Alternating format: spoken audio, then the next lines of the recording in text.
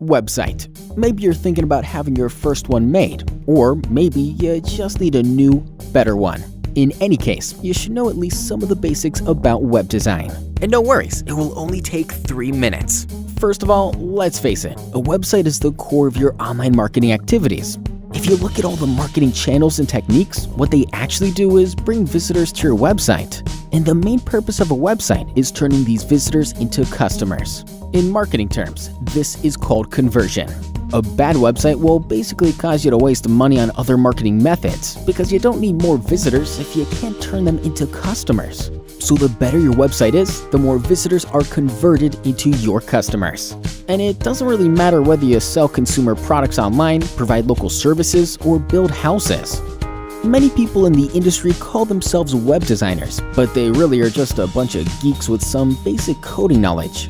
Of course, without much planning, they will pretty quickly create a website for you with lots of information, photos, contacts. But the question is that the way to turn the visitors into your customers? Is that what you need? And the answer is simple. No. What you have to do is look for someone serious about web design. Well, that's where we come in. This is how we make websites, by following the 7-phase web design process. Phase 1. Analysis. The first step is always about information gathering, identifying things like the website purpose, goals, and target audience. Phase 2. Planning. A plan includes a definition of the sitemap, structure, and technologies that we're about to use. Phase 3. Design. Not only do we focus on wireframe models and the visual style in this stage, but also on the usability of the user interface for the best possible user experience. Phase 4. Content. A very important part of the process is choosing the right text, photos, or videos, all optimized not only for your visitors, but also for search engines.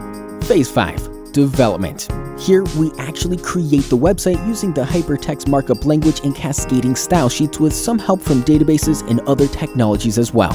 If needed, our websites can be made accessible to mobile devices too.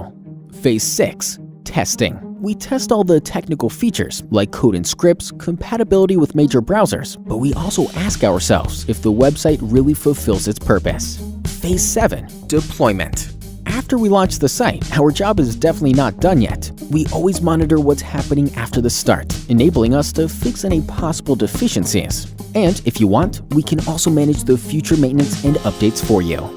As you have just seen, web design is a very complex process, but we believe this is how websites should be done, and our customers agree.